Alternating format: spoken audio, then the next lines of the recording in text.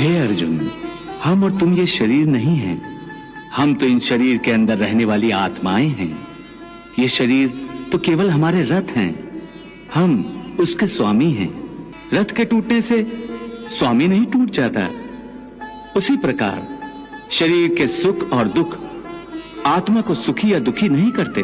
तो फिर ये सुख दुख का आभास हमारी आत्मा को क्यों होता है? ये सुख दुख का आभास आत्मा को नहीं होता, केवल शरीर को होता है।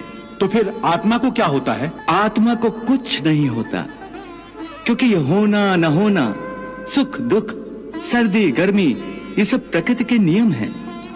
आत्मा तो अविनाशी परमात्मा का अंश है, इसलिए आत्मा प्रकृति की सीमा से बाहर है। आत्मा अचिंत्य है, मानवीय चेतना के चिंतन के घेरे में नहीं आती। हे अर्जुन, हम और तुम ये शरीर नहीं हैं।